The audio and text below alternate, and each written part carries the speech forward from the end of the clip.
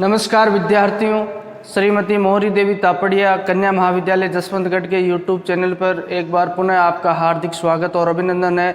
पुनः जो कारणवश जो कोविड-19 की वजह से हमारी क्लासें जो ऑनलाइन शुरू हो गई, जो पहले जो इसी तरीके से जो अध्ययन अध्यापन किया था और वही जो अध्ययन अध्यापन का तरीका पुनः है जो अपना शुरू होने जा रहा है, तो प्रयास करते हैं कि बेहतर तरीके से हम जो अपने सिलेबस को कवर करते हैं और निश्चित रूप से जो ये समस्या जो समाप्त हो जाए उसके पश्चात हो सकता है अपनी क्लासें जो संभवतः ऑफलाइन शुरू हो जाएगी। तो आज की क्लास में हम पढ़ने वाले हैं जो अपने जो मौर्य साम्राज्य को पढ़ने से पहले हम जो मगध साम्राज्य के उत्कर्ष के बारे में हम पढ़ेंगे, ताकि हमें एक पृष्ठभूमि समझ में आ जाए। उसकी पृष्ठभूमि की अगर बात की जाए तो जिस तरीके से चंद्रगुप्त मौर्य के द्वारा जो मौर्य साम्राज्य की स्थापना की जाती है, उससे पूर्व की स्थिति यानी कि जो वैदिक काल के पश्चात, जो वैदिक काल तो हमने पढ़ रखा है, जो वैदिक काल को हमने दो भागों में विभाजित किया था, एक तो पूर्व वैदिक काल और एक उत्तर वैदिक काल। उस समय जो आर्यों का शासन था, जब 6ठी शताब्दी ईस्वी पूर्व में जब महाजनपदों का उदय होता है, उसी समय जो जनपदों में सबसे सर्वाधिक शक्तिशाली जो जनपद उभरता है वह है मगध साम्राज्य। और मगध साम्राज्य यहीं पे क्या होता है, जो मौर्य शासकों के द्वारा जो शासन किया जाता है, उससे पूर्व यानी कि चंद्रगुप्त मौर्य से पूर्व जो मगध के शासकों के बारे में हमें जानना बहुत जरूरी है, ताकि उसकी पृष्ठभूमि, ऐतिहासिक पृष्ठभूमि हमें समझ में आ जाए और उसमें जो कंटिन्यूटी है वो तारतम्यता जुड़ जाए। जिस तरीके से आज हम पढ़ेंगे मगध साम्राज्य के उत्कर्ष की बात करें 6ठी शताब्दी ईस्वी पूर्व में जो महात्मा बुद्ध के समकालीन होते हैं, महात्मा बुद्ध के समकालीन जिस तरीके से हमने पढ़ा है, बौद्ध धर्म की स्थापना की जाती है और उसी समय के दौरान 6ठी शताब्दी 563 ईस्वी पूर्व हमने देखा कि जो महात्मा बुद्ध का जन्म होता है और यही जो बिंबिसार उनके समकालीन शासक होते हैं जिनके द्वारा मगध पे शासन किया जाता है। छोटे बड़े कई जनपदों के बारे में हमने पढ़ा, जो 16 महाजनपद है, जिनमें काशी, कौशल, अंग, मगध, कुरु, पांचाल, मत्स्य, सूरसेन, अस्मक, अवंती, गांधार, कंबोज है, जो वज्जी, वत्समल, चेदिन के बारे में हमने पढ़ा था। स्वभावतः जो इनकी राजधानियों के बारे में हमने जिक्र किया था। जैसा कि हमने कहा था कि धीरे धीरे जो मगध के द्वारा बाकी के जनपदों पे जो अधिकार कर लिया जाता है और ये सर्वाधिक शक्तिशाली महाजनपद बन जाता है और यही जो विशाल साम्राज्य के रूप में उभर कर सामने आता है। यहीं पर जो मौर्य शासक है चंद्रगुप्त मौर्य के द्वारा जो मौर्य वंश की स्थापना नंद वंश के अंतिम शासक को मारकर की जाती है।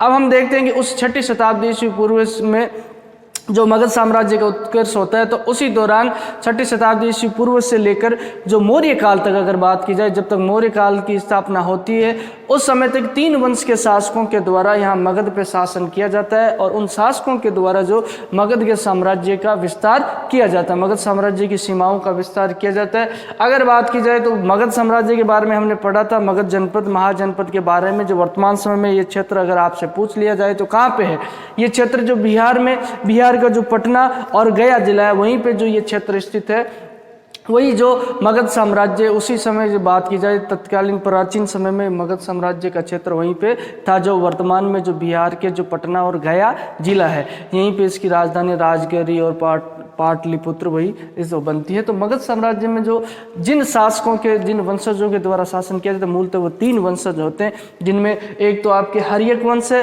और एक शिशुनाग वंश है और एक नंद वंश है। जैसा कि हम पढ़ेंगे आगे, जो नंद वंश के जो अंतिम शासक की हत्या करके ही जो चंद्रगुप्त मौर्य के द्वारा जो मौर्य वंश की स्थापना की जाएगी, वहीं से जो इसमें कंटिन्यूटी बनाए रखने के लिए हमने हर्यक वंश के द्वारा 544 से 412 BC यानी कि ईस्वी पूर्व, यानी बिफोर क्राइस्ट, यानी कि ईस्वी पूर्व तक शासन किया जाता है।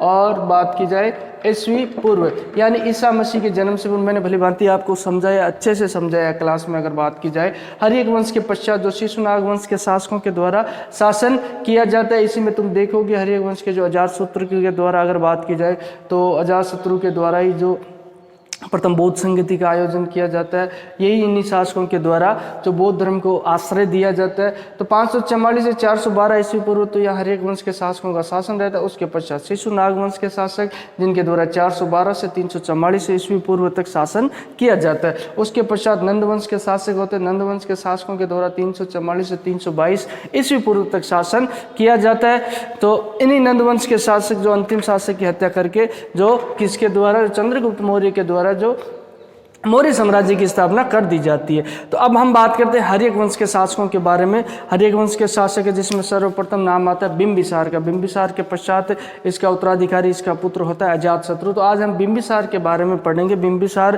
के समय की जो ऐतिहासिक घटनाओं का जिक्र करेंगे। तो बिंदुसार की अगर बात की जाए, दीप वंश जो बौद्ध ग्रंथ उसमें उल्लेख मिलता है कि बिंदुसार के पिता का नाम था बोधिस। बोधिस नाम है जो दीप वंश में जो हमें उल्लेख मिलता है कि बिंदुसार के ये पिता थे।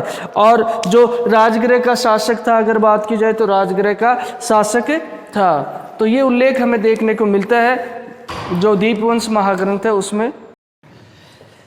तो हम विद्यार्थियों बात कर रहे हैं बिंबिसार की। बिंबिसार जो हर्यक वंश का शासक रहता है, इसके द्वारा जो हर्यक वंश की मूलतः नींव इसी के द्वारा डाली जाती है। सबसे जो बात की जाए शासक के रूप में, जो महत्वपूर्ण शासक के रूप में जो बिंबिसार का हमें जिक्र मिलता है।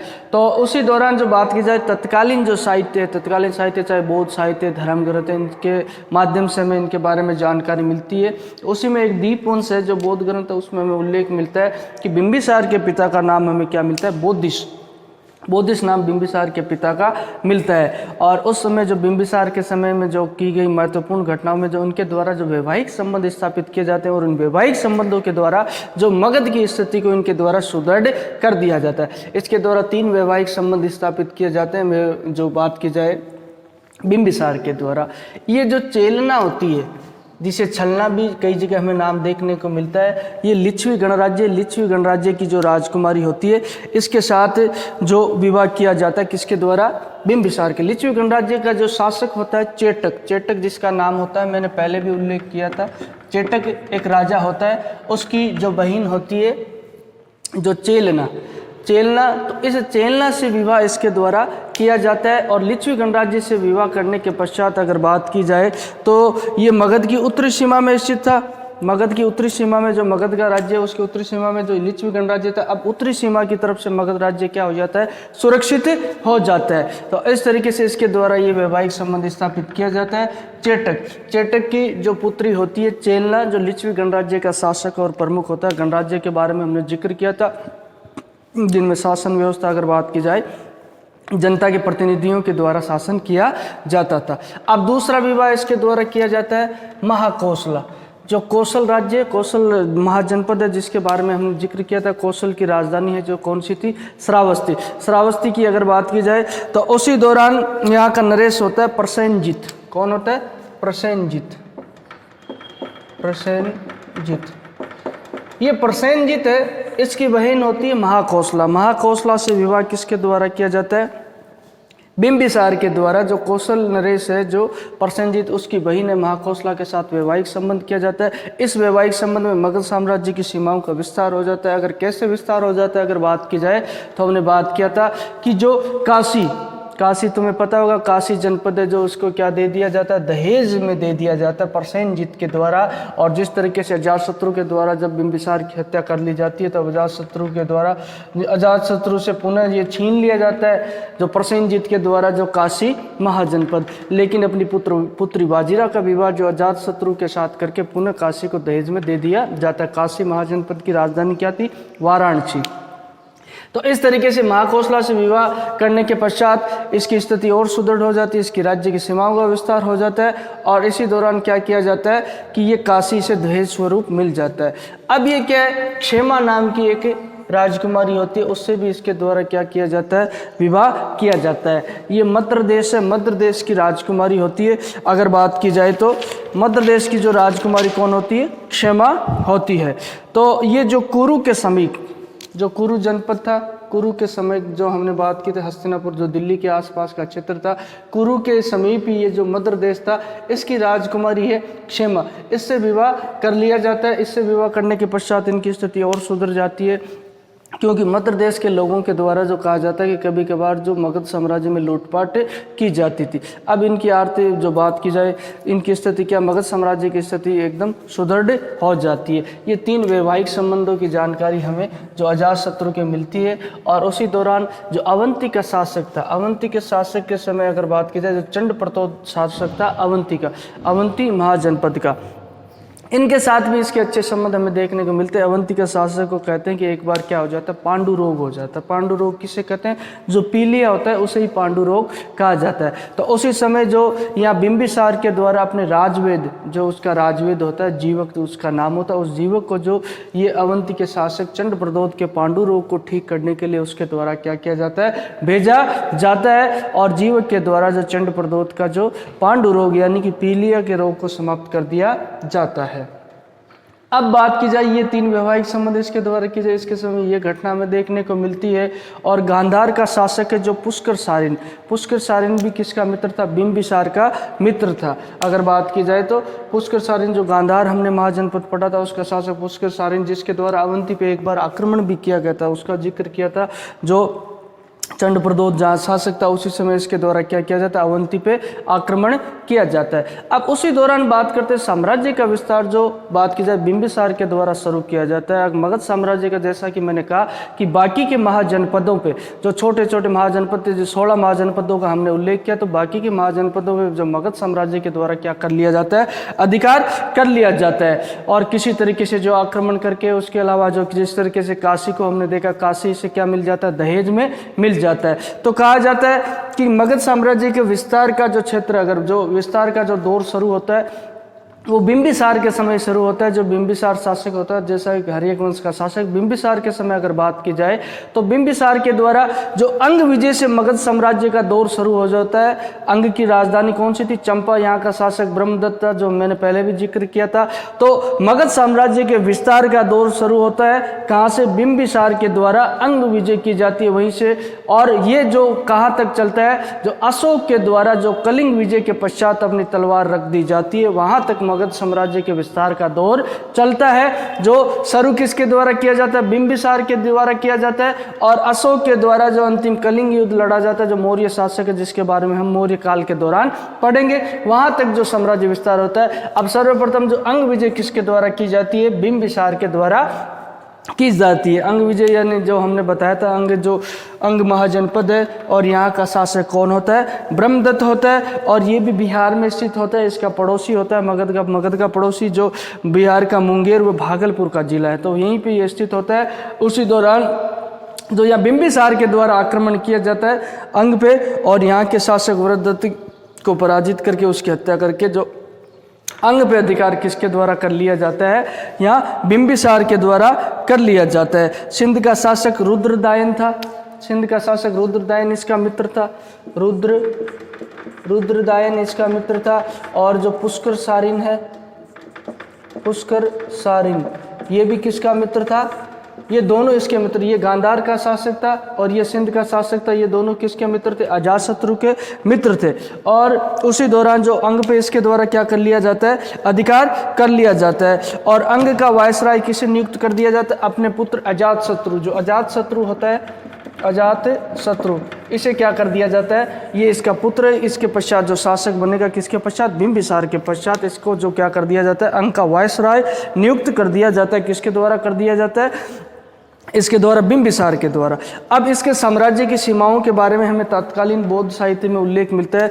जो बुद्ध घोष एक नाम का साहित्य है, बुद्ध घोष, ये जो बौद्ध ग्रंथ है, इसमें हमें उल्लेख मिलता है कि इसका साम्राज्य कहाँ तक, कहते हैं कि इसके साम्राज्य में जो 80 गांव थे, 80 गांव किसके साम्राज्य में थे, बिंबिसार के साम्राज्य में, तथा 300 लीग योजन तक ये फैला हुआ था।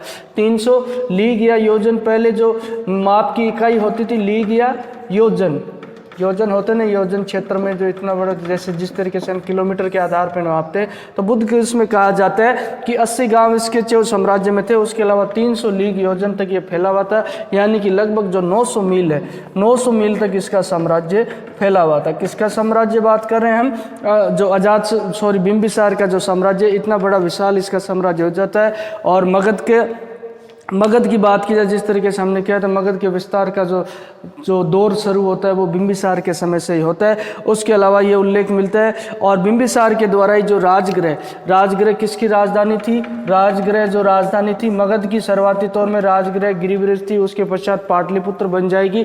तो इसका निर्माण भी किसके द्वारा करवाया जाता है, बिंबिसार के द्वारा करवाया जाता है। तो ये हमें उल्लेख मिलता है तत्कालीन साहित्य में। और जैन ग्रंथों के अनुसार इसकी मृत्यु, जो जैन ग्रंथों के अनुसार कहते हैं कि बिंबिसार की मृत्यु कैसी हुई। जैन ग्रंथों में कहा गया है कि इसके पुत्र अजातशत्रु के द्वारा बिंबिसार को क्या कर लिया जाता है, बंदी बना लिया जाता है, और उसी दौरान बंदी बनाने के पश्चात उसके द्वारा क्या कर दी जाती है, इसे बिंबिसार की हत्या कर दी जाती है, अजातशत्रु को जो पितृहंता कहा गया है। जिस तरीके से हमने पहले भी उल्लेख किया, यहाँ तुम देखोगे जो महाकोसला है, प्रसेनजीत की बहन है, ये जब इसकी हत्या कर देता है बिंबिसार की, तो बिंबिसार इसका क्या लगता है, बहनोई लगता है, प्रसेनजीत का जो कौशल का शासक है। तो उसके द्वारा जब काशी दहेज में दिया गया तो वो काशी पुनः ले लिया जाता है, अजातशत्रु द्वारा दोबारा आक्रमण किया जाता है, तब ये अपनी पुत्री जो वाजिरा का विवाह कर देगा। वाजिरा का विवाह कर दिया जाता है किसके साथ, अजातशत्रु के साथ, और काशी को पुनः दहेज में दे दिया जाता है। इससे ये साबित होता है कि अजातशत्रु के द्वारा ही किसकी हत्या की जाती है, बिंबिसार की हत्या की जाती है। तो ये है मगध साम्राज्य। मगध साम्राज्य में आज हमने जो हर्यक वंश के प्रथम शासक बिंबिसार के बारे में पढ़ा। बोलिए यहाँ तक कोई चीज़ समझ में नहीं आ रही हो, किसी तरह की समस्या शंका हो तो आप निसंकोच जो अपने शैक्षणिक व्हाट्सएप ग्रुप है उसके माध्यम से अपनी बात मुझ तक पहुँचा सकते हो। और आज जो इसके जो मैंने आपको पढ़ाया मगध साम्राज्य, ये अपने जो बात करते हैं पुस्तक का ही भाग है, जो मौर्य साम्राज्य को सही ढंग से समझने के लिए इसको पढ़ना जरूरी था, और ये 2 दिनों में हम कंप्लीट कर लेंगे। उसके पश्चात जो बात की जाए, हम मौर्य काल को विधिवत शुरू करेंगे ताकि ये जो तारतम्यता और कंटिन्यूटी आ जाए। और अगर बात करते हैं इसके जो नोट्स वगैरह मैं आपको भेज दूंगा, पीडीएफ नोट्स है आपके व्हाट्सएप ग्रुप में सेंड कर लूँगा, आप उसे अच्छी तरीके से लिख लेना। और ये समझने के लिए है तो उसी दौरान मैं आपको जो इसकी पीडीएफ नोट्स की पीडीएफ है जो मगध साम्राज्य के उत्कर्ष की भेज दूँगा, ताकि ये क्या है कि जो वैदिक काल के पश्चात जो कंटिन्यूटी आ जाए और बीच में का जो क्षेत्र है, जो बात की जाए बीच में जो ये रिक्त स्थान नहीं रहे, तो उसी दौरान उसको भरने के लिए हम इसको जो पढ़ेंगे जो मगध साम्राज्य और इनके शासकों के बारे में हम 2 दिनों में जिक्र करेंगे। तो आज की क्लास के लिए बस इतना ही, और सभी विद्यार्थियों का पुनः एक बार बहुत बहुत धन्यवाद।